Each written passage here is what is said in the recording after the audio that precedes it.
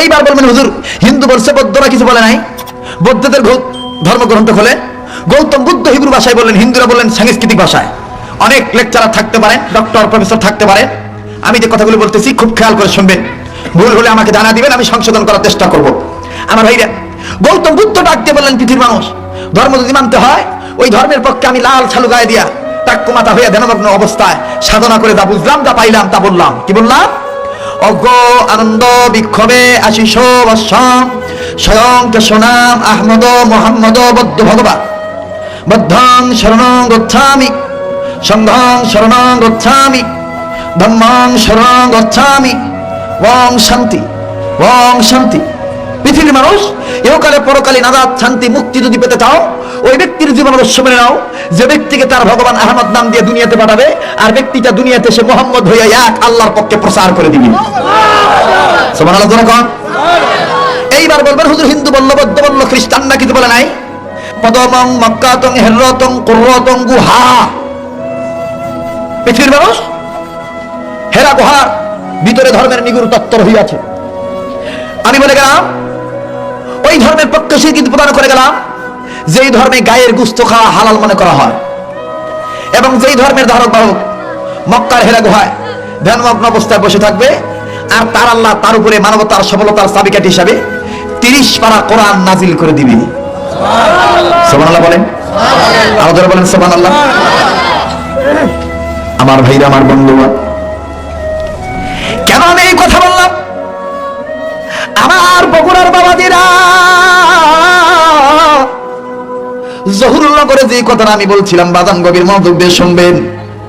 আমার ভাইরা, 2007 সালের এপ্রিল মাসে ভারতের জমিনে মোস্তফা হোসেনের সঙ্গ নিয়া, নুরুল ইসলাম অলিপুরীর সঙ্গ নিয়া আমি গুনাহগার কলিকাতার আগারতলায়, জলপাইগুড়ি, শিলিগুড়ি, হিমালয় পর্বতের কাছে আমি গুনাহগার যখন ইসলামী সেমিনারে বক্তব্য দেওয়ার জন্য একটা চান্স পাইলাম, আমার বাবাজিরা রে, 12 মিনিট সময় পাইলাম।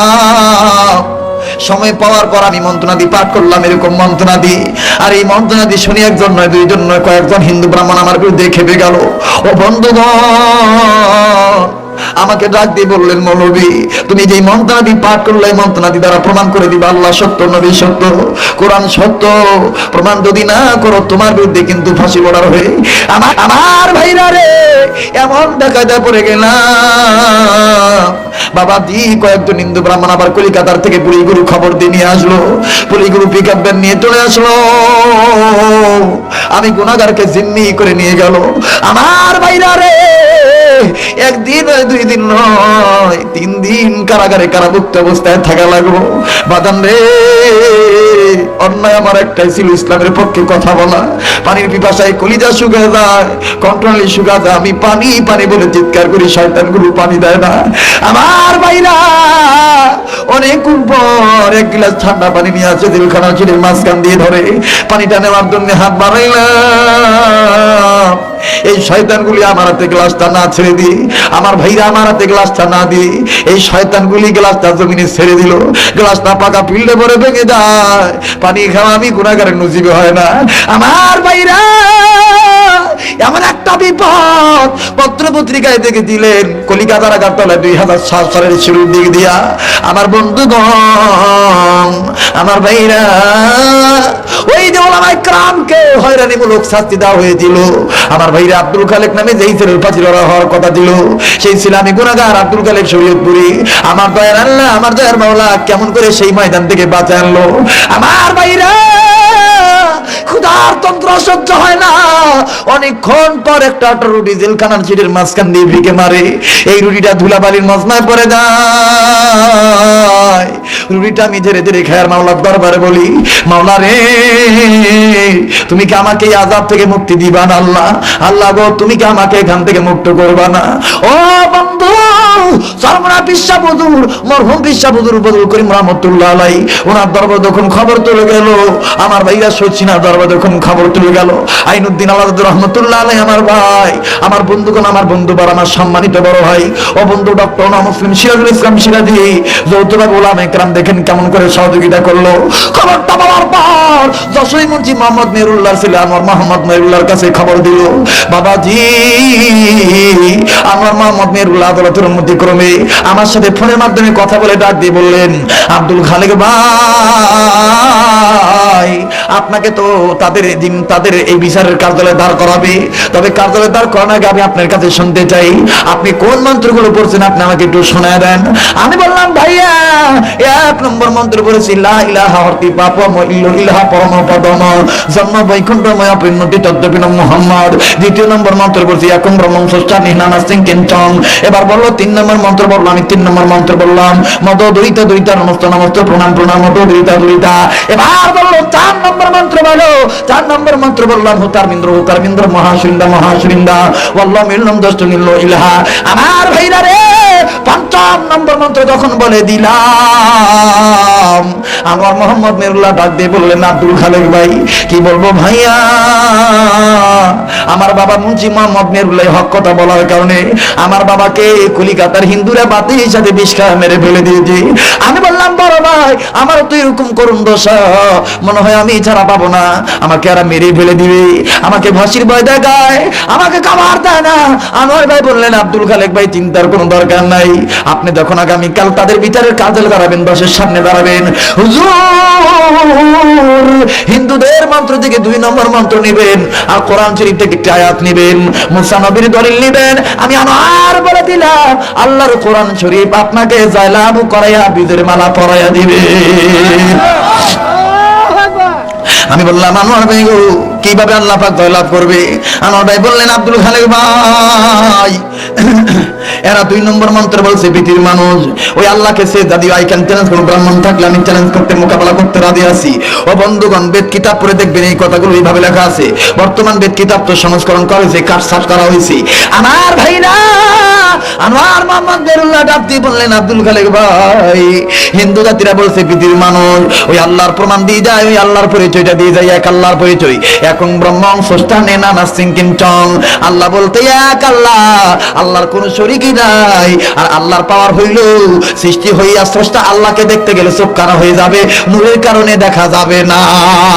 আমি বললাম, আমার ভাই গো আমার দয়ার আল্লাহ এইটা তো কোরআন শরীফের ভিতরে বলে দিয়েছে, লা তুদরিকুল আবসার ওয়া হুয়া ইউদরিকুল আবসার ওয়া হুয়াল লাতীফুল খবীর। আমার ভাই বললেন, আব্দুল খালেক ভাই এই আয়াতটা আপনি নিবেন আর ওই 2 নম্বর মন্ত্র নিবেন, মুসা নবীর দলিল নিবেন, দেখবেন আপনি যা লাভ করবেন। এবার পরের দিন আদালতের কাঠ করায় দাঁড়াইলা। 1952 সালে বেদ কিতাব আনা হলো। উকিল মহোদয় জিজ্ঞাসা করলেন, মৌলবী প্রমাণ করো। আমি বললাম, জনাব বেদ কিতাব খোলেন, খোলা হলো। আমার মেয়েরা আল্লাহর কি কারিশমা, একটা না 2টা না 21টা মন্ত্র দলদল করে উঠলো। 2 নম্বর মন্ত্র নিয়ে বললাম, জনাব আপনাদের এই মন্ত্রের অর্থ হলো আপনাদের ব্রাহ্মণরা সাংস্কৃতিক ভাষায় বলছে পৃথিবীর মানুষ ওই আল্লাহকে সেজদা দিও, যে আল্লাহ তাআলা এক, যে আল্লাহর কোনো শরীক নাই। আল্লাহর পাওয়ার হইল দুনিয়ার চক্ষু দিয়ে আল্লাহকে দেখতে গেলে চোখ কানা হয়ে যাবে, দেখা যাবে না। আমি বললাম, জনাব আপনারা বুকে হাত দিয়ে বলেন তো দেখি, আপনারা তো দুর্গাকে দেখে দেখে পূজা দেন, কালীকে দেখে দেখে পূজা দেন, লক্ষ্মীকে দেখে দেখে পূজা দেন, কোনদিন কি আপনাদের ভগবানকে দেখতে যে চোখ কানা হয়েছে? কয় না তো হুজুর, তা তো হয় নাই। আমি বললাম, জনাব তাহলে এই দলিল আপনাদের আল্লাহর না? আল্লাহু আকবার। এই দলিল আপনাদের না, এই দলিল হলো মুসলমানদের দলিল। আমার মোহাম্মদ মেহরুল্লাহ ডাক দিয়ে বললেন, আমার ভাইরা উকিল মহোদয় ডাক দিয়ে বললেন, আব্দুল খালেক হুজুর বলেন কেমন দলিল? আমি বললাম, জনাব মুসা নবী আল্লাহকে বলছিল, রব্বি আরিনি মাওলা তোমার দেখতে চাই। আল্লাহ বলছিলেন, তারানি না রে মুসা, না তুই দেখতে পারবি না। মুসা নবী শোনে না। আমার ভাইরা আল্লাহ পাক মুসা নবীকে দরবারে দাওয়াত দিলেন, দরবারে চলে গেল। আমার ভাইরা মুসা নবী বেহুশ পড়ে যায়, তোর পাহাড় দলে পড়ে সারকার হইয়া যায়। ও বন্ধু এইরকম তথ্য যখন দিয়ে দেই আমার ভাইরা, একজন ব্রাহ্মণ আমার ভাইরা লাঠিতে বার করে হাঁটে, উনি চোখ দিয়ে পানি ছেড়ে দিয়ে ডাক দিয়ে বললেন, আব্দুল খালিক হুজুর, আর আপনি আমাদেরকে লজ্জা দিবেন না, কি বলবো দুঃখের কথা, আজ গেল না মনের ব্যথা, বাবাই ছিল ব্রাহ্মণ, আমি হয়েছি ব্রাহ্মণ, হুজুর কি বলবো আপনার, ও আব্দুল খালিক হুজুর, বাবাই ছোট্টবেলায় মন্ত্র আমাদের শোনায় শোনায় মুখস্থ করছে, আমরা শুনে শুনে মুখস্থ করছি, হুজুর কি বলবো, আজ আপনি যে এইভাবে নবীদের নাম বললেন, মুসা নবীর দলিল বললেন, হুজুর আমার বিশ্বাস হয়ে গেল আল্লাহ সত্য, নবী সত্য, কোরআন সত্য। আমার ভাইরা রে, এই ব্রাহ্মণ ডাক দিয়ে বললেন, হুজুর আমি আর দেরি করতে চাই না, আমি আর জাহান্নামে দলে থাকতে চাই না, আমি আর সুযোগ পাই কি পাই না আমি জানি না হুজুর, ও হুজুর আমার দলের লোককে কি বলে বলুক, আমি আর দেরি করবো না, এক্ষুনি আমার তওবা পড়িয়া কালেমা তওবা পড়িয়া মুসলমান বানায়া দাও। আমার ভাইরা, আমার বন্ধুগণ, এই তথ্যগুলি যখন আমি দিয়ে দিলাম, সারা বাংলার জমিনে নয়, এশিয়া মহাদেশের ইন্টারনেটে আমার এই ওয়াজগুলো চালু করা আছে, এই তথ্যগুলো আমি যখন দিয়ে দিলাম, বাবাজি বিশেষ করে এই ওয়াজটা যখন আমি করে দিলাম, আমার ভাইরা একজন নয় দুইজন নয়, ও বন্ধুগণ, উলামায়ে কেরামের সম্মতিক্রমে চরমনায়ের খলিফা মুস্তাফা হোসেনের হাতে হাত রেখে আমার ভাইরা ৩৭ জন হিন্দু ব্রাহ্মণ সাধারণ মানুষ কালেমা তওবা পড়ে মুসলমান হইয়া যায়। ও বন্ধু, এই ওয়াজগুলো দেখে বাংলাদেশ পর্যন্ত সারা পৃথিবীর জমিনে আমার ভাইরা টোটাল হিসাব ৭৬ জন হিন্দু মানুষ কালেমা পড়ে মুসলমান হয়েছে। এটা গত নভেম্বরের ১০ তারিখ, নভেম্বরের ২৬ তারিখ রাজশাহী গোদাগাড়ি কাকনাটে আমার প্রোগ্রাম ছিল। ও বন্ধু, এই ওয়াজগুলো যখন করতে গেলাম, লোকটার নাম আমার ভাইরা রাজকুমার, এই লোকটা ডাক দিয়ে বললেন, হুজুর হুদাল্লিন নাসের ব্যাখ্যা শুনেছি, কোনোদিন এরকম করে শুনি নাই, আজকে আপনার মুখে শুনে প্রমাণ হয়ে গেল ও আল্লাহ সত্য, নবী সত্য। হুজুর আমি আর রাজকুমার হয়ে বাড়িতে যাব না, আমি মুহাম্মদ নবীর আদর্শবান ব্যক্তি হয়ে বাড়িতে যাব। আমি ডাক দিয়ে বললাম, ঠিক আছে তওবা পড়েন। ও বন্ধুগণ, রাজশাহী হুজুরদের সামনে তওবা পড়ানো হলো, লোকটার নাম রাজকুমার মাইনাস করে দিয়া রাজু আহমদ আমি লিখে কালেমা পড়ে মুসলমান হয়ে গেল। ভাইরা রে, আমার বন্ধুগণ, এই তথ্যগুলো আমার বৈজন বন্ধুরা আমার তাদের লাগে শেষ সময় আপনারা নিয়ে যাবেন। মাদাম যে কথা আমি বলতেছিলাম, হুদাল্লিন নাস, কোরআন শরীফ শুধু আমাদের জন্য না, সবার জন্য। আরো করে বলেন, শুধু আমাদের জন্য না, সবার জন্য। কষ্ট হচ্ছে? আর কিছুক্ষণ বাড়াবো? কত বাজে বাবু? হ্যাঁ, যত বাজে বাজুক নাকি? লিল্লাহ, দাঁড়া আছেন তারাও নাকি? আল্লাহু আকবার। এগুলো কোরআনের আকর্ষণ, কোরআনের পাগল, যখন আল্লাহু আকবার। ভাইরা তোমরা দাঁড়া আছো, আমি তোমাদের জন্য দোয়া করব ইনশাআল্লাহ। মক্কাতুল মুকাররমা, এবার পবিত্র রমজান মদিনা, পবিত্র রমজান মুবারকে মক্কাতুল মুকাররমায় মদিনা শরীফিন কাবাই নবাবগঞ্জের লোকজনের সাহায্যে সহযোগিতায় 23 দিনের এক টানা প্রোগ্রাম বিভিন্ন মসজিদে, বিভিন্ন মার্কেটে, সৌদি আরবে। সুবহানাল্লাহ বলেন। তা আমি চিন্তা করলাম যে একসাথে উমরাও করে আসি, তাদেরকে বয়ানও শুনে আসি। সুবহানাল্লাহ বলেন। আমার ভাইরা, আমি আপনাদের জন্য দোয়া করব, একটু ধৈর্য ধরে। যে কথাটা বলতেছিলাম, কোরআনের দাম কম না বেশি? ভাইজান, তাহলে কোরআন শরীফ শুধু আমাদের জন্য না, সবার জন্য? এ বাণী সকলের নয়, শুধু মুমিনের, যারাই চলবে মেনে ফল পাবে কোরআনের। দরকার মারহাবা। এ বাণী সকলের নয়, শুধু মুমিনের, যারাই চলবে মেনে ফল পাবে কোরআনের। ঘরে বলো কি বা রাষ্ট্রে বলো, ঘরে বলো কি বা রাষ্ট্রে বলো, অশান্তি দূর করে শান্তি জানে সমাধান। সমাধান চাও যদি জীবনে মরণে, ফিরে যাও খুঁজে নাও চোখ রাখো কোরআনে, ফিরে যাও খুঁজে নাও চোখ রাখো, ফিরে যাও খুঁজে নাও চোখ রাখো। বলে না, ফিরে যাও খুঁজে নাও চোখ রাখো, ফিরে যাও খুঁজে নাও চোখ রাখো। সবাই কিন্তু বলতেছে না, বলেন বলেন, ফিরে যাও খুঁজে নাও চোখ রাখো, ফিরে যাও খুঁজে নাও চোখ রাখো। তবেই পাবে সুখ শান্তির ঠিকানা, তবেই পাবে সুখ শান্তির ঠিকানা, যদি মেনে নাও তুমি মনে প্রাণে সমাধান।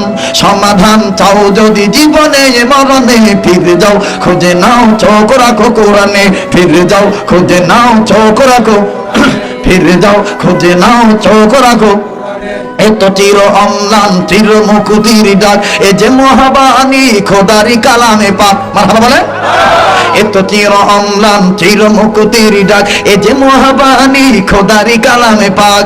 এই দুনিয়ার সেই দুনিয়া, এই দুনিয়ার সেই দুনিয়া, মুক্তি পাবে তুমি দু জাহানে। সমাধান সমাধান চাও যদি জীবনে মরণে, ফিরে যাও খুঁজে নাও চোখ রাখো, ফিরে যাও খুঁজে নাও চোখ রাখো, ফিরে যাও খুঁজে নাও চোখ রাখো। মারহাবা বলে। কোথায় চোখ রাখতে হবে? মুসলমানরা রাখে, আমরা রাখি? বর্তমান বাংলাদেশের সবাই কি রাখি নাকি ভাই? সবাই রাখি না, যার কারণে ইসলামের এই অধঃপতন। কথা বলেন ঠিক কিনা? কেমন রাখি না আমার ভাইরা? আল্লাহ বললেন কোরআন মানলে জান্নাতি, না মানলে জাহান্নামী। ইমাম হাসান হোসেনের কথাটা মনে আছে তো ভাই? জিবরাইল আমিন রেজাল্টটা করে দিবে, শুনে যাবেন না? আমি অবশ্যই বলে দিব, ঘটনাটা আমি আমার এই হাতে জমা রাখলাম, কিন্তু একটু শাখা পোশাকে আমি বাড়তেছি। সেটা কেমন আমার ভাইরা? আল্লাহ বললেন কোরআন মানলে জান্নাতি, না মানলে জাহান্নামী। সেটা কেমন? আল্লাহ বললেন নারীরা তোমরা পর্দায় থাকো। আপনারা বলেন তো দেখি, ওই কি বলেন? নামাজ যেমন ফরজ, রোজা যেমন ফরজ, পর্দাটা আসতে বললেন কেন? আরো জোরে। ধনীদের জন্য হজ করা, যাকাত দেওয়া ফরজ। মুসলমানদের জন্য কোরআন পড়া, ইকরা বিসমি রাব্বিকাল্লাযী খালাক। আল্লাহু আকবার বলে। মুসলমানদের জন্য, প্রতিটি মুসলমানের জন্য কোরআন পড়া ফরজ। বুঝে পড়ুক আর না বুঝে পড়ুক, কোরআন পড়া ফরজ। এরপরে যদি বুঝে আইন মানা ফরজ, আর যদি না বুঝে বোঝা ফরজ। কথা বলেন ঠিক কিনা? যদি না জানে জানা ফরজ। আল্লাহু আকবার বলে আমার ভাইরা। কিন্তু দেখেন আল্লাহ পাক বলেন নারীরা পর্দার ভিতরে থাকো। নারীরা পর্দা থাকে? যেরকম না কেন থাকে রে ভাই? থাকে তো থাকে না? দেখবেন ওই যে কি আর বলি, বাপ রে বাপ, আমার বাংলাদেশে যে কয়েকদিন আগে ভাই একটা দিবস গেল না রে ভাই? ওটা কি দিবস ভাই? বিশ্ব আন্তর্জাতিক লুচ্চা দিবস, ভালোবাসা দিবস। কথা বলেন ঠিক না ভাই? ঠিক। ইরে বাপ রে বাপ, রাজশাহী বিশ্ববিদ্যালয়ে গেছি ভাই দেখার জন্য। মগার কোলের উপরে মগি হুইয়া রয়েছে, মগায় চীনা বাদাম খুলে খুলে দেয়, মগি কুটকুট কুটকুট করে খায়।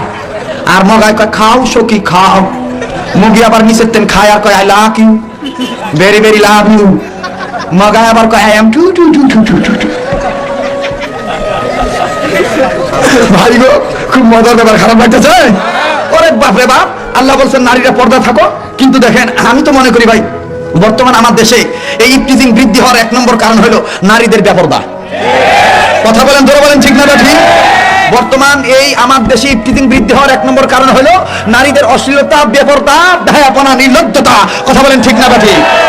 বাপরে, আল্লাহ বলেন পর্দা থাকো, আর এই বেটিটা বর্তমান পর্দা থাকে না ভাই। বর্তমান এই বেটিটা দেখেন পর্দা না থাকে। আরে বাপরে বাপ, এখন আর কি করি, ডিজিটাল আলট্রা মডার্ন যুগ। এই মেয়েরা দেখবেন বোরকাটা এখন পরে না ভাই। আগের যুগে দেখছি আমার মা বোনের খুব ঘন্টা লম্বা করে দিছে, কিন্তু বর্তমানে এখন এই বেটিটা ঘন্টাটা কেমন করে লম্বা দেয় জানেন? এইরকম দেয়। কথা বলেন, কথা বলেন, কথা বলেন, কথা বলেন। এইরকম দেয় ভাই। কি আর কই, আস্তাগফিরুল্লাহ, নাউযুবিল্লাহ। এই বেটি দেখবেন আমার ভাইরা আবার হাই হিল জুতা পরছে, জুতাটা আবার হাই হিল। যে রোডে হাটে, রোডটা নাম আবার হাই রোড। এই বেটি আবার যখন হাই হিল জুতা পরে, তখন আবার যুবকগুলো আবার কয় বাপরে, বেটি যখন পড়ছে হাই হিল জুতা আর রোডে হাঁটতেছে হাই রোডে, তাহলে আমি আবার কেমন চুপ থাকি? তখন কয় হাই। কথা বলে, কথা বলেন, কথা বলে আমার ভাইরা। তো আমি যে কথাটা বলতে চাচ্ছি সেটি হলো এই বাদাম রে, তার মানে আমার বাংলাদেশে বিশ্ববিদ্যালয় বর্তমান নজর করে দেখবেন কি আর কই বাজান, বর্তমান বিশ্ববিদ্যালয় আর বিশ্ববিদ্যালয় নাই, কুকর্মের কারণে ব্যবসা বিদ্যালয় হয়ে গেছে। শিক্ষাঙ্গনে দিকে রে ভাই দেখো না চোখ মেলিয়া, ছাত্ররা সব পয়সা রে আছে শুধু পিরিতি লইয়া। শিক্ষাঙ্গনে দিকে রে ভাই দেখো না চোখ মেলিয়া, ছাত্ররা সব পয়সা রে আছে শুধু প্রেম লইয়া। অস্ত্রশত সঙ্গের সাথী, অস্ত্রশত সঙ্গের সাথী হইতে মাস্তান, ওরা শিক্ষিত শয়তান, ওরা আস্তে কোন কেউ শুনবে আর দরকার না। ওরা শিক্ষিত শয়তান, ওরা বলেন, ওরা শিক্ষিত শয়তান, ওরা কি শয়তান? এক একটা আয়ো পাস, বায়ো পাস, মেট্রিক পাস, টেট্রিক পাস। বাপ যদি বেটিক ডাকে মা, বেটি ও মা, মাম্মি এদিকে আসো, বেটি তখন এখন আল্ট্রা মডার্ন ডিজিটাল শিক্ষিত হওয়ার কারণে কয় হাই ড্যাডি এসছি তো। কথা বলে, এগুলো হলো শিক্ষিত? হ্যাঁ, হাই ড্যাডি এসছি তো। ওর থোতা দিয়ে আব্বা ডাক বাইরে না, আব্বা আসছি তো। ভাইজান কি করেন, এরা কি শয়তান? শিক্ষিত শয়তান গ্রুপ গেল একটা, দ্বিতীয় নম্বর গ্রুপ বলবো? ভয় পাচ্ছেন নাকি আপনারা?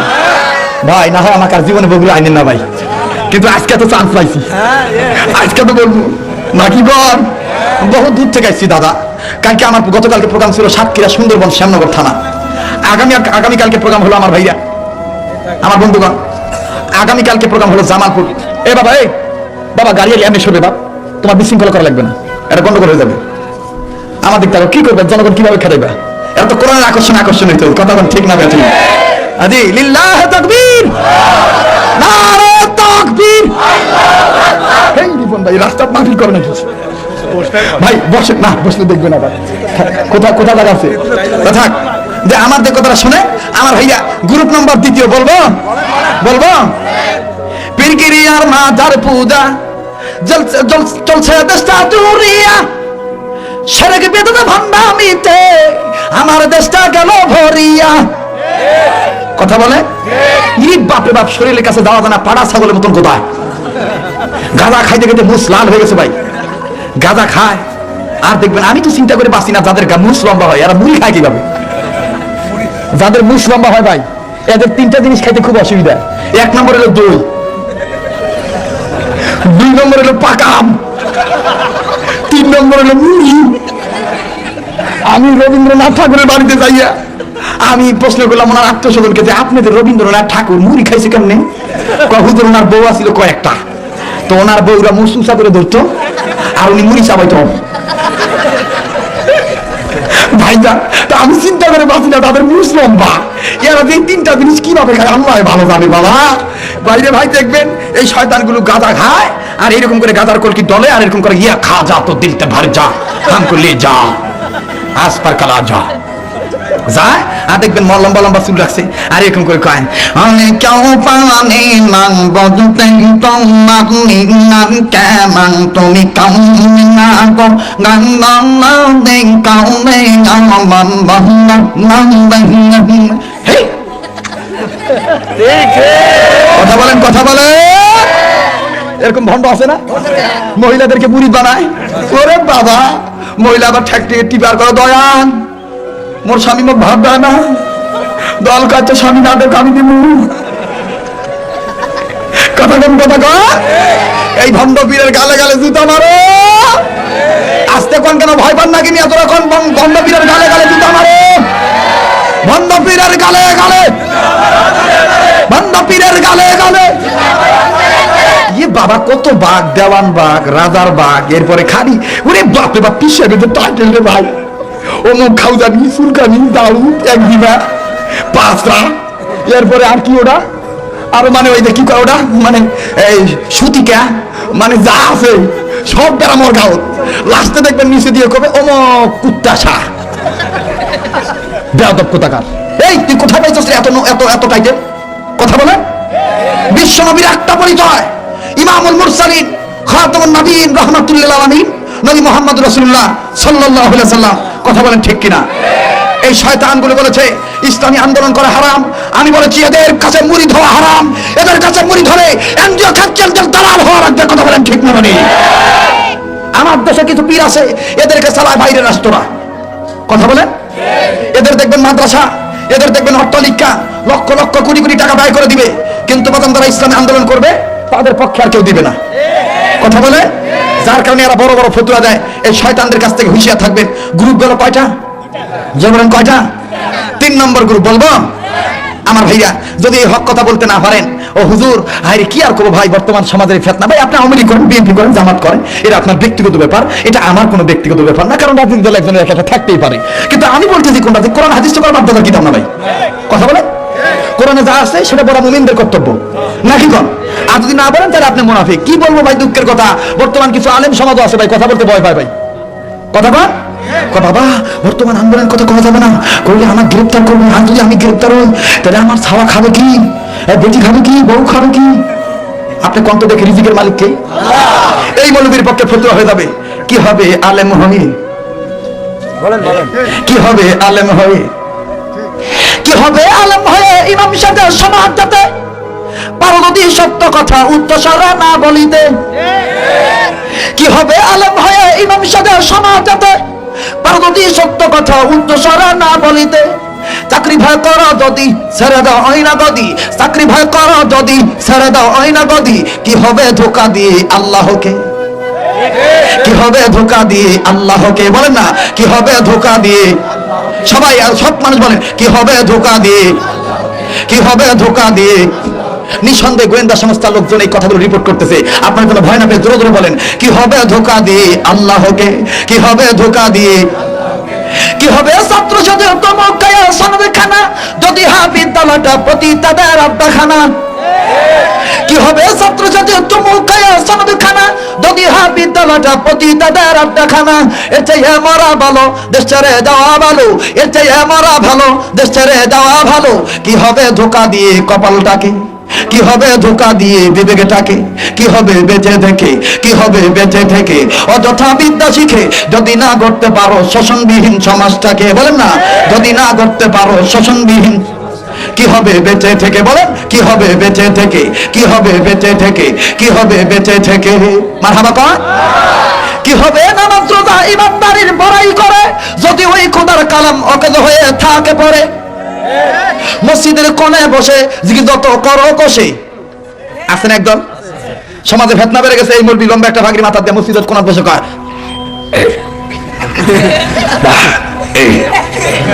আবার আর একদল কবে হুয়ালা হাইল আচ্ছা ভাই কম এই দিকে আবদার করে সমাজের ফেতনা দূর করা যাবে। এবার কথা কথা কেন এই দিকে আবদার করে সমাজের ফেতনা দূর করা যাবে। মনে করেন বগুড়ার মূল টাঙ্কিতে কুত্তা মুড়ে ফুসে রয়েছে ভাই, মূল টাঙ্কি থেকে বগুড়ার বিভিন্ন ডিস্ট্রিক্টে বিভিন্ন অঞ্চলে আনাচে কানাচে পানি সাপ্লাই দেওয়া হয়। এখন আপনি যদি এই স্টেশনের এই সাপ্লাইয়ের মুখ খুলে যদি আপনি পিসাবের মতন এরকম ওই মুখ খুলে যদি পচা পানি পাওয়ার পর মুখ খুলে যদি এখন কোন হুয়াল হাইল পানি সাফ হবে, পবিত্র হবে। আগে মূল টাঙ্কি কুত্তা মারা ফেলাইতে হবে না ভাই, কথা বলে না কেন? আগে মূল টাঙ্কি কুত্তা ফেলাইতে হবে না, তারপরে এমনি এমনি ছোট ছোট সাপ্লাইয়ের পানির কল এমনি পরিষ্কার হয়ে যাবে। কথা বলেন ঠিক না ব্যাঠি? ভাইজান আমি আর লম্বা করতে চাচ্ছি না, যে কথাটা বলতে চাচ্ছি সেটি হলো এই, কোন রাজনীতির দলের বক্তা আমিও না, আর কোন রাজনীতির বক্তব্য আমি দিচ্ছি না। তবে পরিষ্কার করে আজকের এই ডিজিটাল নাম করা ডিজিটাল বাংলাদেশে আমি পরিষ্কার করে স্মরণ করে দিতে চাই, এই হাজার জনগণ নিয়ে উপস্থিত ময়দানে আমি দায়িত্বহীন কণ্ঠে স্মরণ করে দিতে চাই, আমার দেশে দুনিয়ার তন্ত্রমন্ত্র দিয়ে ইফতিজিং বন্ধ করা যাবে না। আমি এই কথা বলতে চাচ্ছি, আমি স্মরণ করে দিতে চাই, আমার দেশে কেয়ারটেকার গভর্নমেন্ট হোক আর তার দলের কোন সরকার হোক আর মহাদলের সরকার হোক, যতদিন পর্যন্ত বাংলাদেশের পার্লামেন্টে নামাজ বিধান বাধ্যতামূলক না করা হবে, পর্দা বিধান বাধ্যতামূলক না করা হবে, নবীর সুন্নতের রহস্য বাস্তবায়ন না করা হবে, ওলামায়ে দেওবন্দের সিলসিলা আকাবিরদের চালু না করা হবে, হক্কানি পীর মাশায়েখদের সোহবত চালু না করা হবে, ততদিন পর্যন্ত বাংলাদেশের কোন সরকার র্যাব দিয়া, কিতা দিয়ে, কোবরা দিয়ে, পুলিশ দিয়ে, আর্মি দিয়ে, বিডিআর দিয়ে, আনসার দিয়ে বাংলাদেশের টেকনাফ থেকে তেতুলিয়া পর্যন্ত 1 ইঞ্চি দ্বারা ইফতিজিং বন্ধ করা সম্ভব নয়।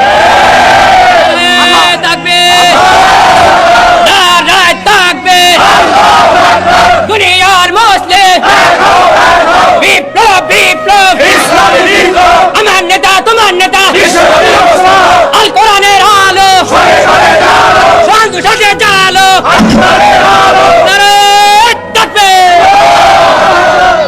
মানে কষ্ট নিলেন?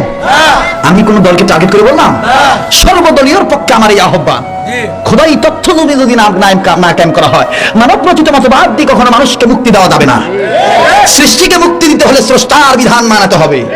কথা বলে আমার ভাইরা, আমার বন্ধুগণ, গভীর মনোযোগ দিয়ে শুনবে। শাহজালাল রহমতুল্লাহ আলাইহি সিলেটের জমিনে দেখলেন দাদা গৌর গোবিন্দ উৎপাত বাড়া দিল। শাহজালাল আল্লাহকে বললেন, আল্লাহ গো কি করি? আমার আল্লাহ ডাক দিয়ে বললেন, শাহজালাল তুমি ইসলামের পক্ষে কিবলামুখী হইয়া আযান দাও, আমি রব্বুল আলামিন বাতিলের আলো নিভাইয়া দেই, ইসলামের আলো জ্বালা দেই। আমার বাইরা রে, শাহজালাল রহমতুল্লাহ আলাইহি কিবলামুখী হইয়া 2 আঙ্গুল কানের ভিতর দিয়া চমৎকার কণ্ঠে মধুর এইরকম করে বললেন, বলবো নাকি বলেন? আমার ভাইরা মধুর কণ্ঠে এইরকম করে আওয়াজ দিয়ে বললেন, আশহাদু আল্লা ইলাহা ইল্লাল্লাহ,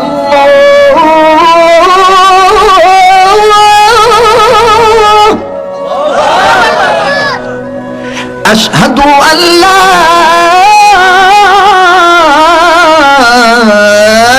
ইলাহা ইল্লাল্লাহ। এরকম আদান হয় না ভাই? রেডিও খুলবেন, দেখবেন কারি ওবায়দুল্লাহ সাহেব কি সুন্দর মানুষকে নামাজের দিকে এরকম সুন্দর কণ্ঠে আহ্বান করে বলবে, হাইয়া আলাস সালাহ,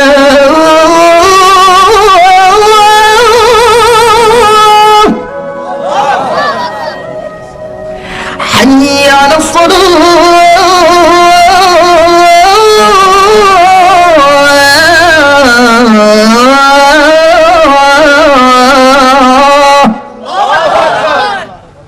অনেকে কয় হুজুর এটা তো মক্কা মদিনার আযান। আসলে কিন্তু এটা মক্কা মদিনার আযান না ভাই, এটা হলো রেডিওর আযান, বাংলাদেশি আযান। তাহলে মক্কা মদিনার আযান কোথায় পাবে? আপনি টেলিভিশন খুলবেন আসরের সময়। কোন সময়? দেখবেন রেডিও খুললে কারি ওবায়দুল্লাহ সাহেব কি সুন্দর করে বলবেন, আল্লাহু আকবার, আল্লাহু আকবার, আল্লাহু আকবার,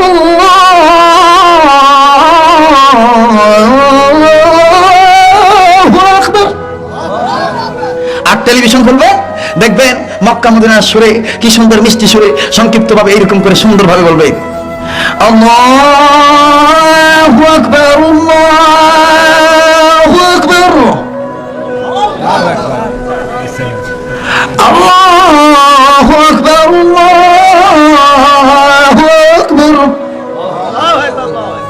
আশহাদু আল্লা ইলাহা ইল্লাল্লাহ, আশহাদু আল্লা ইলাহা ইল্লাল্লাহ।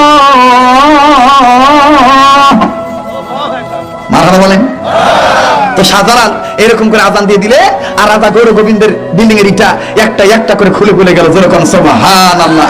অতএব এখন আমাদের সব সময় আল্লাহর কাছে দোয়া করতে হবে, আল্লাহ গো তুমি আমাদেরকে ওই পথে চালায়ো যেই পথে শাহজালাল চলেছে, যেই পথে মরহুম চরমনায় হুজুর চলেছে, যেই পথে পিসাব সরসিনার চলেছেন, যেই পথে ফুরফুরার চলেছেন, যেই পথে ওলামায়ে দেওবন্দির সিলসিলা আকাবিররা চলেছেন, অর্থাৎ হক হক পথে আল্লাহ হক তরিকায় তুমি আমাদেরকে চালায়ো, যেই পথে চললে তুমি খুশি, তোমার হাবিব খুশি।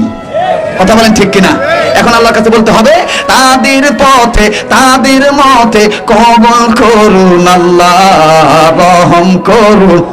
সবাই বলবেন রহম করুন আল্লাহ, কবুল। সবাই কিন্তু বললেন না ভাই, আল্লাহর কাছে দোয়া করেন, আল্লাহ কবুল করবে। কবুল করুন আল্লাহ, রহম জোরে রহম করুন আল্লাহ, কবুল করুন। এই ওলি আল্লাহর বাংলাদেশ, এই শহীদ গাজীর বাংলাদেশ, রহম করুন আল্লাহ, কবুল করুন। হে রহম করুন আল্লাহ, কবুল করুন। এই শাহজালালের বাংলাদেশ, শাহপরানের বাংলাদেশ, মারহাবা কোন। এই শাহজালালের বাংলাদেশ, শাহপরানের বাংলাদেশ, তাদের পথে তাদের মতে কবুল করুন আল্লাহ, রহম করুন। হে কবুল করুন আল্লাহ, রহম করুন। এই চরমনায়ের বাংলাদেশ, ফুরফুরারি বাংলাদেশ, মারহাবা কোন। এই চরমনায়ের বাংলাদেশ, ফুরফুরারি বাংলাদেশ, এই সরসিনারি বাংলাদেশ, ইসলামী কর্মীদের বাংলাদেশ, তাদের পথে কবুল করুন আল্লাহ, রহম করুন। হ্যাঁ কবুল করুন আল্লাহ, রহম করুন। লা ইলাহা ইল্লাল্লাহ, লা ইলাহা ইল্লাল্লাহ, লা ইল্লাল্লাহ, লা ইলাহা ইল্লাল্লাহ, লা ইলাহা। একজন জবান বন্ধ রাখবেন না, এখন আমি ইম্পর্টেন্ট তথ্য বলতেছি। লা ইলাহা জোরে, লা ইলাহা ইল্লাল্লাহ, লা ইলাহা লা ইলাহা সুবহানাল্লাহ ওয়ালহামদুলিল্লাহ, লা ইলাহা সুবহানাল্লাহ ওয়ালহামদুলিল্লাহ, লা ইলাহা ইল্লাল্লাহ, আর সুবহানাল্লাহ ওয়ালহামদুলিল্লাহ, ইল্লাল্লাহ। থামেন, আল্লাহকে ডাকতে ভালো লাগে না? এখন কিন্তু মার্কেটের দরজা বন্ধ, সব বড় বড় অফিস বন্ধ, আদালত বন্ধ, কিন্তু আল্লাহর একটা দোকান খোলা আছে, সেই দোকানটার নাম হলো গুনাহ মাফের দোকান। সুবহানাল্লাহ বলেন। রাত্র যত গভীর হয় আমার মাওলা তত গুনাহ মাফের দোকানের দরজা আল্লাহ তত ওপেন করে দেয়, বলে বান্দা কেউ আছো কি আমার কাছে জিকির আজগার করে দোয়া করবা, আমি তোমাদের দোয়া কবুল করব। সুবহানাল্লাহ। যারা দাঁড়িয়ে আছেন বসে আছেন সবাই মিলে যৌথ কণ্ঠে উচ্চ আওয়াজে সকলে আল্লাহকে পাওয়ার আশায় জোরে সোরে বলেন সুবহানাল্লাহ ওয়ালহামদুলিল্লাহ ইল্লাল্লাহ। একসাথে সুবহানাল্লাহ ওয়ালহামদুলিল্লাহ জোরে সুবহানাল্লাহ ওয়ালহামদুলিল্লাহ লা ইলাহা ইল্লাল্লাহু ইল্লাল্লাহ ইল্লাল্লাহু ইল্লাল্লাহ সুবহানাল্লাহ ওয়ালহামদুলিল্লাহ লা ইলাহা ইল্লাল্লাহ জোরে সুবহানাল্লাহ ওয়ালহামদুলিল্লাহ লা ইলাহা ইল্লাল্লাহ জোরে লা ইলাহা ইল্লাল্লাহ আর জোরে লা ইলাহা ইল্লাল্লাহ জোরে লা ইলাহা ইল্লাল্লাহ। ভাইয়া নামাজ রোজা সাইরো না, যাবেন আর বলবেন নামাজ রোজা না, হায় হায় বাবা মার খেদমত হইল না। এই দুইটা কই না বিদে আজকে আমরা মাইর খাই, কথা বলেন ঠিক কিনা? আজকে আমাদের কপাল অভাব, কথা বলেন ঠিক না ঠিক?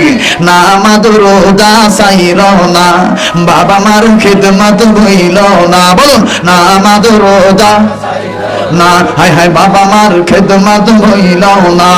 নবীর সুন্নাত সাইর না ভাই, নবীর সুন্নাত সাইর না ভাই, বিদাত বলতে মাইনো না।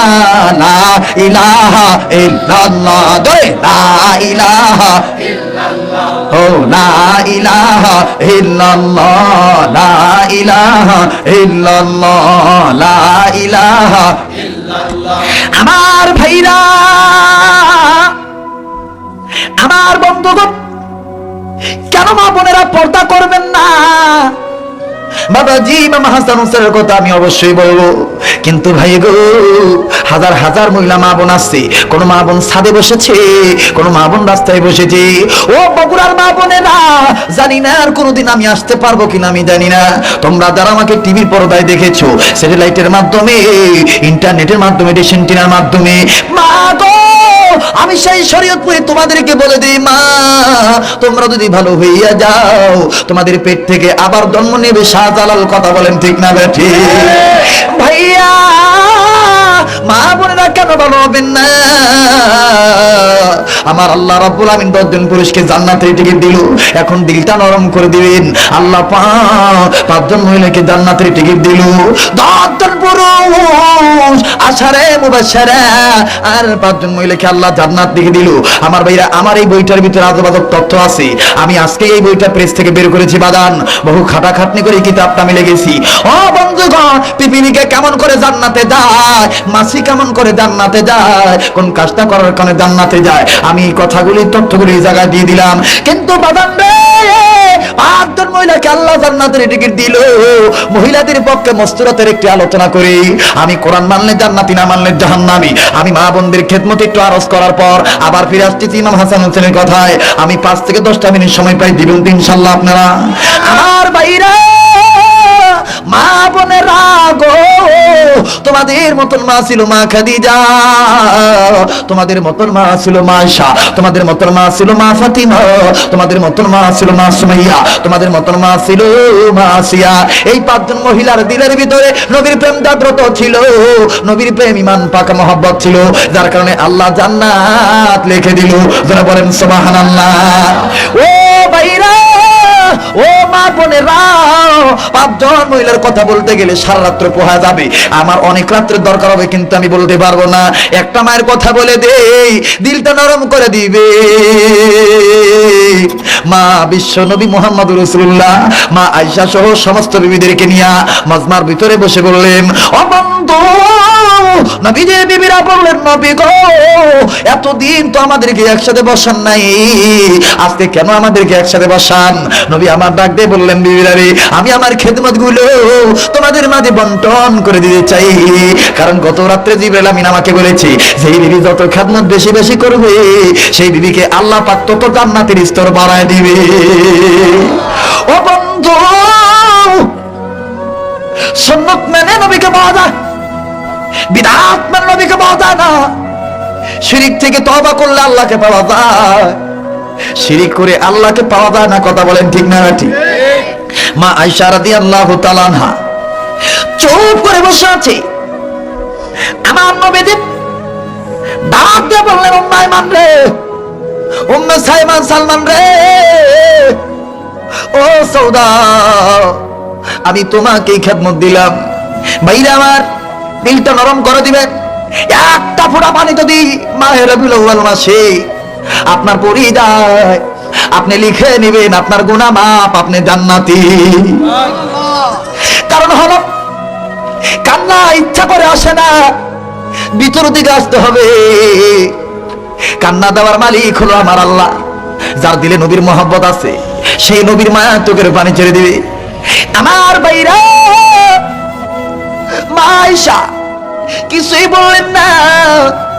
নবীজি সব বিবিদেরকে খেদমত গুলো ভাগ করে দিল।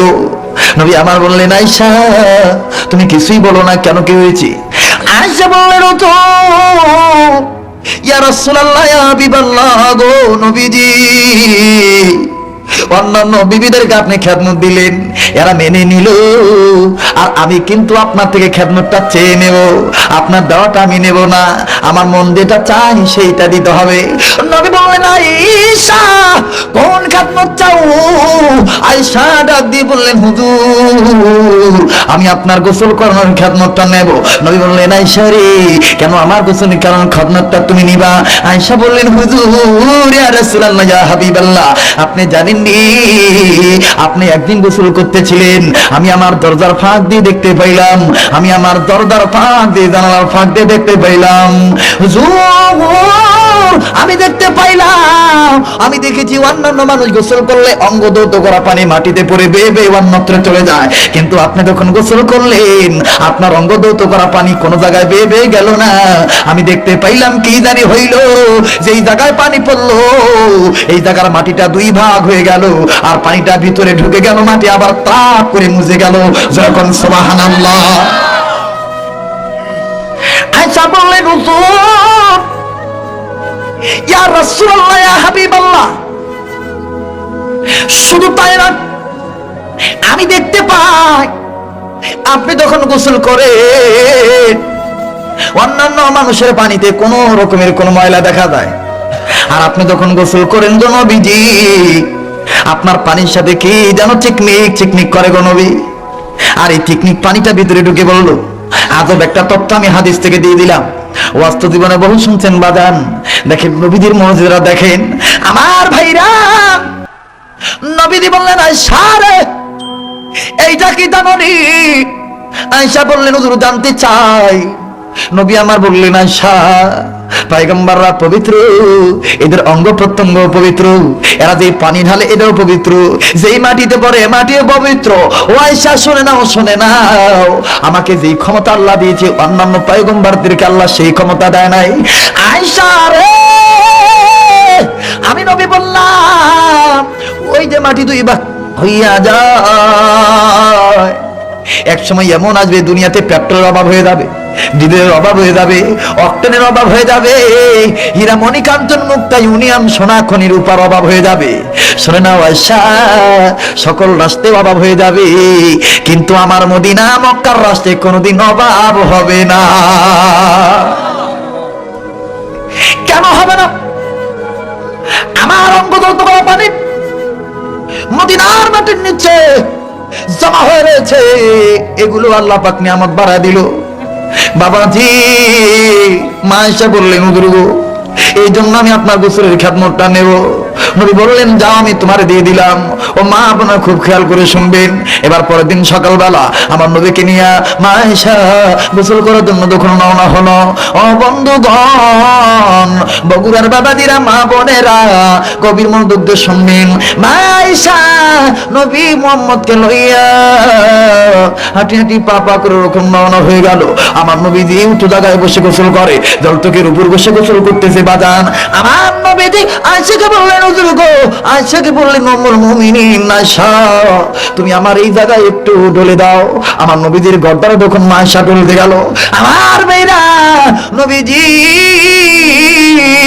সামন দিকে দিকে বললো, জল চোখে পিছনের পায়া দুই উঁচু হয়ে গেল।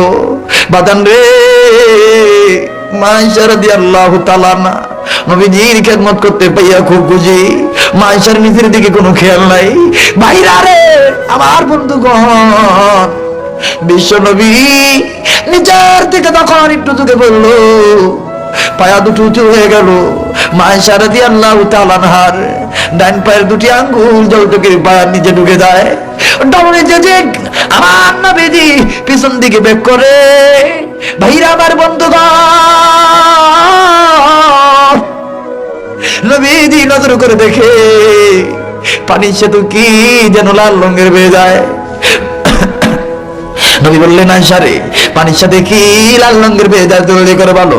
আয়েশা কোনো কথা বলেন না। আবার বললেন, আয়েশা, এখানে তুমি আর আমি আছি, পানির সাথে লাল রঙের কি বেয়ে যায়, জলদি বলো। আয়েশা কিছু বলেন না। আমার মেয়েরা, আমার নবীজি আবার বললেন, আয়েশা কি লাল রঙের বেয়ে যায়, জলদি করে বলো। আয়েশা কিছু বললেন না।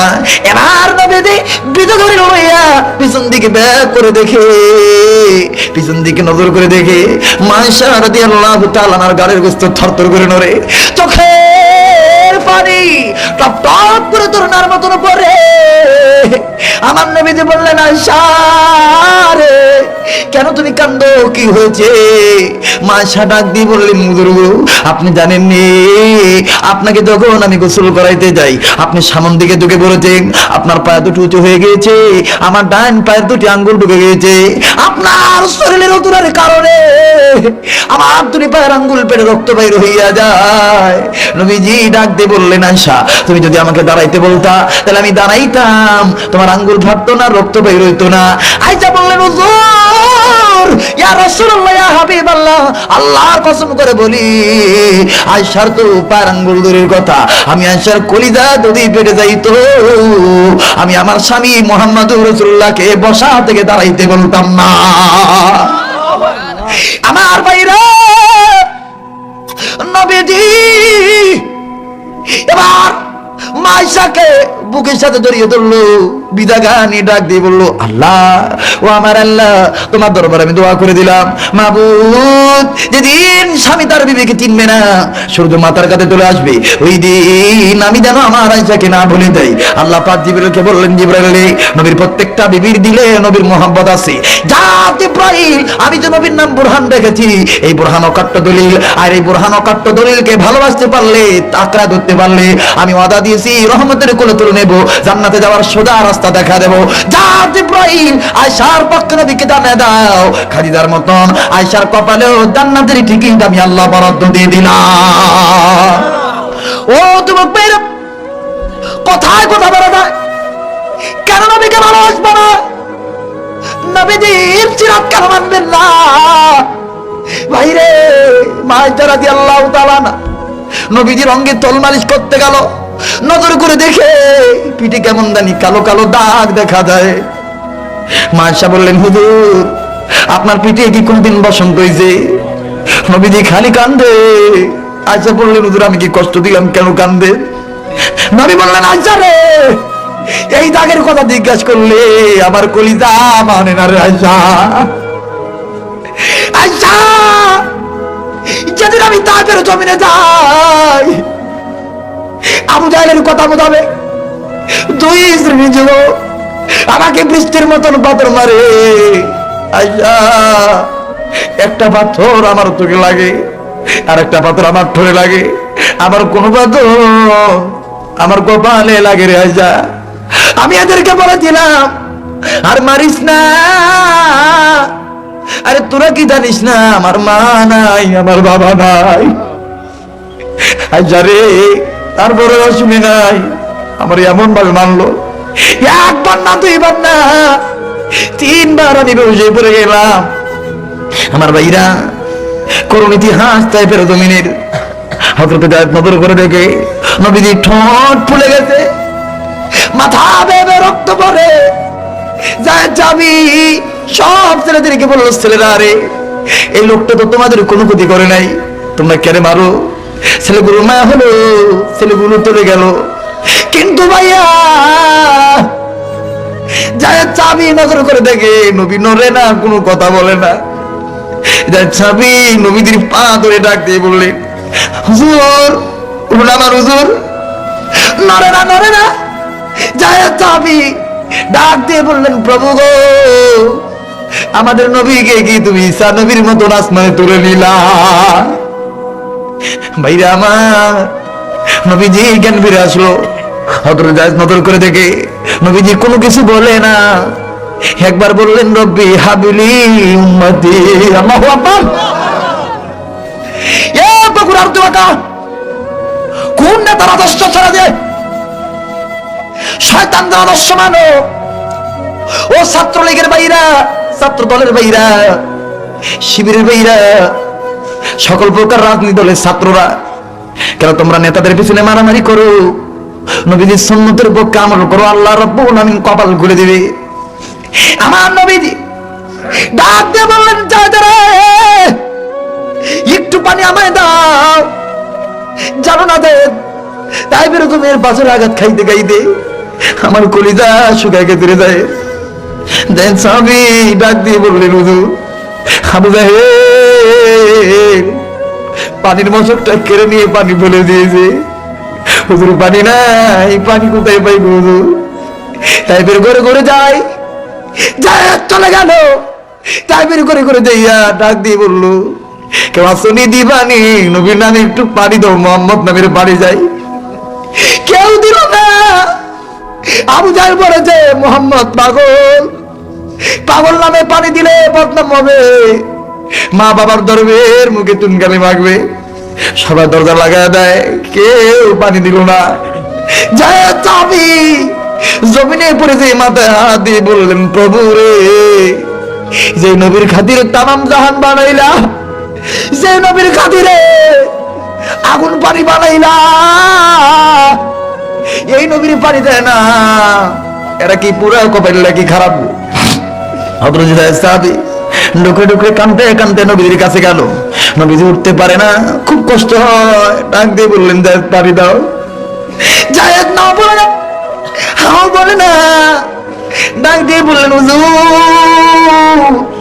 তাই বের জমিনে কেউ পানি দিল না। আমার নবীজি বললেন জায়েদ রে আমার যদি আজকে মা থাকতো বাবা থাকতো এরা কি আমাকে পারতো পানি না দেওয়ার জন্য রে? আমাকে উঁচু করো। এবার নবীজিকে উঁচু করা হলো। খুব খেয়াল করে শুনবেন, দিলটা নরম করে শুনবেন। আমার নবীজি উঁচু দিকে নজর করে দেখে দূর দেশে একজন ইহুদি একটা বকরি বাচ্চাকে ঘাস খাওয়ায়। নবী বললেন জায়েদ রে ওই ইহুদি চাচার কাছে আমার লইয়া দাও। ইহুদি চাচার কাছে না হলো। আমার নবীজি সংক্ষিপ্ত আকারে বলে লম্বা কাহিনী, রাত্র গভীর হয়ে যায়। নবীজি ইহুদির কাছে যেয়ে বললেন চাচা আমার মা নাই বাবা নাই, আমাকে মেরে দেখেন কি করে দিয়েছে চাচা। আমি আপনার দরবার আসছি একটা অনুমতি নেওয়ার জন্য চাচা। আপনি যদি অনুমতি দেন এই বকরির কাছ আমি একটু দুধ পান করে খাবো। ইহুদি রেগে গেলে ডাক দিয়ে বললেন মোহাম্মদ তুমি পাগল, তোমাকে মেরেছে ভালো করেছে। করে কেন আমি পাগল, আমি কি করলাম? আমার ভাইরা ডাক দিয়ে বললেন মোহাম্মদ তুমি যদি পাগল না হও, যেই বকরি এখনো বাচ্চা দেয় নাই এই বকরি কি করে দুধ দিবে? ইহুদিকে নবী আমার ডাক দিয়ে বললেন চাচাজি অনুমতি যদি দিয়ে দেন আমি দেখাই দিই আল্লাহ কেমন করে পারে। আমার মেয়েরা ইহুদি বললেন মোহাম্মদ যদি না পারে তোমার কিন্তু পীরের চামড়া আমি থবো না। হযরত জায়েদ খাপ করে নবীর হাত ধরে বললেন হুজুর লাগবে না অনুমতি হুজুর। ইহুদি ভালো না, আপনারা তো কম মারে না যারা, আবার যদি মারে আপনি যদি মরে যান কাকে রাসূল রাসূল বলে ডাকবো। আমার নবীজি বললেন জায়েদ রে আল্লাহর কাছে দোয়া করো, দেখো আল্লাহ পাক কি পারে। আমার ভাইরা নবীজি চুপ করে বসে বললেন, ডাক দিয়ে বললেন আয় বকরি তুই আয় আমার কাছে।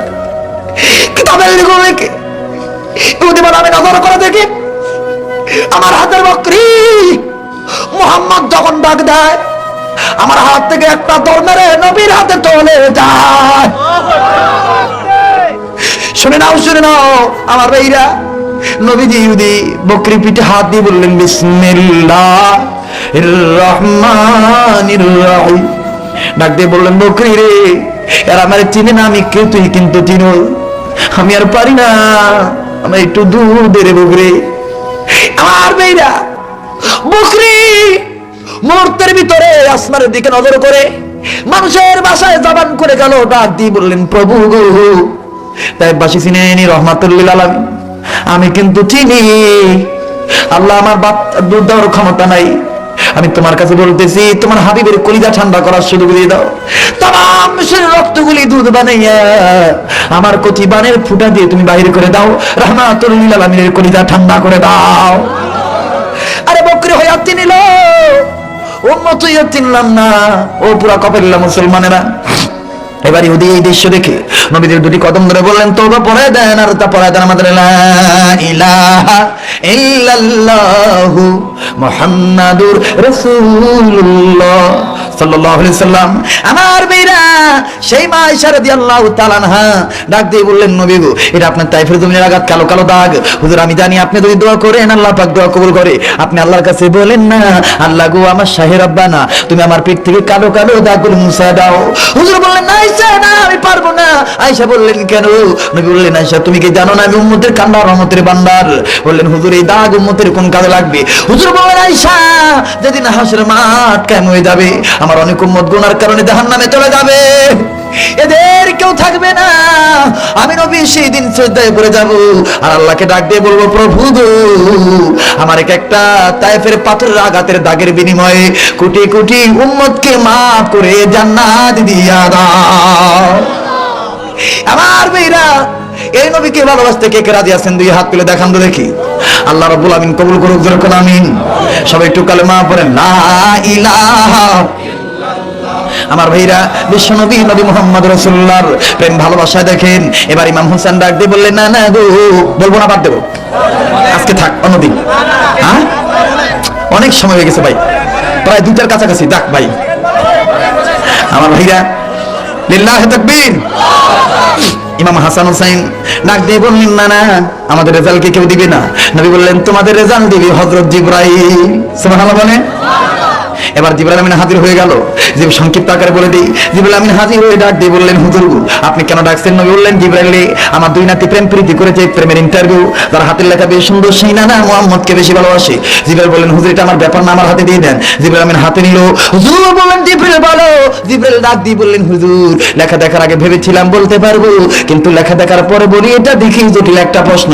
নবী বললেন, কেমন? কয়, হুজুর দেখেন নজর করে, আপনার বর্ণাতি যেমনি মুহাম্মদ লেখছে, শরণার্থীও তো তেমনই ভাবে মুহাম্মদ লেখছে। হুজুর, হুজুর, আমি আপনার দরবারে বলতে চাই, এটা আমার দ্বারা সম্ভব না, আমি পারবো না। জিবরাইল আমিনকে নবী বললেন, জিবরাইল, তাহলে আমাদের দুই নাতির হাতের লেখার রেজাল্ট কে করে দিবি? জিবরাইল বললেন, হুজুর গো, চিন্তা করবেন না, দয়াল আল্লাহ রেজাল্ট দিয়ে দিবে। আল্লাহ পাক জিবরাইলকে বললেন, জিবরাইল, তুমি আমার দরবারে আসো। জিবরাইল আল্লাহর দরবারে চলে গেল। আল্লাহ বলেন, জিবরাইল, জান্নাতে চলে যাও, জান্নাতে 2টা প্লেট দেখবা, একটা প্লেটের গায়ে ইমাম হাসানের নাম লেখা দেখবা, আর একটা প্লেটের গায়ে ইমাম হুসেনের নাম লেখা দেখবা। এই 2টা প্লেট নিয়ে ইমাম হাসান হুসেনের সামনে দিবা। জান্নাতের ফলের বাগানে, গার্ডেনে ঢুকবা। এই গার্ডেনে ঢুকে দেখবে একটা ফলের গায়ে লেখা আছে, লা ইলাহা ইল্লাল্লাহু মুহাম্মাদুর রাসূলুল্লাহ সাল্লাল্লাহু আলাইহি সাল্লাম। এই ফলটা ছিড়বা। তারপরে জিবরাইল আবার দাবার রেস্টুরেন্টে যাইয়া দেখবা বাবুর্চিদের কাছে অনেক অনেক ছুরিগুলো তাকে তাকে সাজানো আছে। একটা ছুরির গায়ে লেখা আছে, বুরহানুম মির রাব্বিকুম। একটা ছুরির গায়ে লেখা আছে, অকাট্যদুরের রবের পক্ষ থেকে। ওই ছুরিটা নিবা, ওই ছুরি হলো আমার নবীর ছুরি। এই ছুরি নেওয়ার পর এই ফলের উপর ধরবা। তবে জিবরাইল, এই ছুরিকে তুমি চাপ দিবা না, ফলটা 2 ভাগ হয়ে যাবে। এক ভাগ পড়বে হাসানের প্লেটে, আর এক ভাগ পড়বে হুসাইনের প্লেটে। আমি ঘটনা শেষ করার আগে একটা ওয়াদা আমি নেব। এই হাজার হাজার মানুষ দ্বারা আছেন, বসে আছেন, আমার সাথে শেষ আখির মুনাজাত করে যাবেন তো আপনারা ইনশাআল্লাহ? আমি এখন মুনাজাত করে দেব। যে যেখানে দাঁড়িয়ে আছেন, বসে আছেন, সবাই সুন্দর করে সুন্দরভাবে থাকবেন, নড়াচড়া করবেন না। আমার বিশ্বাস নবীর ডায়লগ শুনে চোখের পানি ছেড়ে দিয়েছে। আজকের মুনাজাত আল্লাহ ফেরত দিবে না। কথা বলেন ঠিক না ব্যাঠিক? আমার ভাইরা, আল্লাহ রাব্বুল আমিন ডাক দিয়ে বললেন, আমার বন্ধুগণ গভীর মনোযোগ দিয়ে শুনবেন। ও বন্ধু, আল্লাহ বললেন জিবরাইল এই ছুরির উপর আঘাত করবা না, আমি আল্লাহ হুকুম দিয়ে দেব, ছুরিটা দুই ভাগ হয়ে যাবে, এক ভাগ পড়বে ইমাম হাসানের প্লেটে আর এক ভাগ পড়বে ইমাম হোসেনের প্লেটে। আর জিবরাইল যার ভাগটা বড় হবে, তার হাতের লেখা বেশ সুন্দর হবে, সেই নানা মুহাম্মদকে বেশি ভালোবাসবে। আমার ভাইরা জিবরাইল আমিন নবীকে বললেন, নবী আমার আবার হাসান হোসেনকে বললেন, হোসেন বললেন না না মানি না, মানবো না। নবী বললেন কেন মানো না? কয় না না, আপনি তো বলেছেন আমাদের দুই ভাইয়ের হাতের লেখা সুন্দর, এখন আপনি বলেন যদি আমার ফলটা বড় হয় তাহলে তো ছোট ভাই বড় ভাই ঠকে যাবে, অথবা বড় ভাইটা যদি বড় হয় আমি তো ঠকে যাব, মানি না, মানবো না। আল্লাহ বললেন নবী গো আপনার দুই থেকে চোখ বন্ধ করতে বলেন, আমি আল্লাহ সুন্দর রেজাল্ট করে দিই। ও বন্ধু, আল্লাহ রাব্বুল আমিন এবার যখন দুই নাতি চক্ষু বন্ধ করে দিল, আল্লাহ পাক সুন্দর করে বলে দিলেন আমি এখন বিচার করে দিলাম, কারণ ইমাম হাসান হোসেন কোরআন মেনে জান্নাতে হয়েছি, ফামানি তাদাফালি নাফসি, এরা কোরআন মেনেছে, এদের কপালে আমি আল্লাহ হেদায়েত লিখে দিয়েছি। এ জিবরাইল এখন চোখ খুলতে বলো, চোখ খোলা হলো বাজান মে আমার, এখন চোখ খুলে দেখে রে। ইমাম হোসেন ডাক দিয়ে বললেন না না গো, দেখছেন নি না না, আল্লাহ বলেছে একজনেরটা বড় হবে একজনেরটা ছোট হবে, কিন্তু না না গো দেখেন আমারটা যত বড় আমার বড় ভাইটাও তত বড়। তার মানে কি বিচার কি আমার ভাইরা? আল্লাহ পাক ডাক দিয়ে বললেন নবী গো ইমাম হাসান ও কারবালার ময়দানে চক্রান্ত করে তাকে হত্যা করা হবে, হোসেনও হত্যা হয়ে যাবে, হোসেনকে মেরে ফেলে দিবে, একজনকে বিষ খাওয়াবে আর একজনকে গলা কাটাবে। আমি ওয়াদা দিলাম কারবালার ওয়াজটা আপনার জীবন ভরা বহু ওলামায়ে কেরামের মুখে শুনছেন, আল্লাহ যদি কোনোদিন মুহররম মাসে আমাকে বগুড়াতে আনে, আমি কারবালার নতুনত্ব তথ্য আপনাদেরকে শোনা দেব। আমার ভাইরা আল্লাহ রাব্বুল আমিন আমাদের তৌফিক দান করুন, যেরকম আমিন। আমার বন্ধু আল্লাহ পাক ডাক দিয়ে বললেন নবী গো আপনার ছোট নাতি আপনাকে যেমন ভালোবাসে, বড় নাতি আপনাকে তেমন ভালোবাসে, কারণ আমি আল্লাহ ঘোষণা করে দিলাম এরা দুই ভাই জান্নাতি যুবকদের সরদার। লা ইলাহা ইল্লাল্লাহ সানা ওয়া ইল্লাম তাগফির লানা ওয়া তারহামনা লানাকুনান্না মিনাল খাসিরিন। রব্বানা আতিনা في الدنيا حسنة وفي الآخرة حسنة وقنا عذاب النار رب ارحمهما كما ربياني صغيرا رب ارحمهما كما ربياني صغيرا اللهم بلغ صلاتنا وسلامنا وقيامنا وركوعنا وسجودنا إلى نور روضات المدينة মালিক ও মালিক আমি গুনাহগার তোমার দরবারে গুনার বোঝা মাথায় নিয়ে হাত তুললাম আল্লাহ। হাজার হাজার লোক আল্লাহ গো জায়গা পায় নাই, এরা দাঁড়ায়া দাঁড়ায়া 3.5 ঘন্টার কাছাকাছি হয়ে গেল, একটা লোক মাথা নাড়ায় না, মশার কামড়ের দিকে লক্ষ্য করলো না।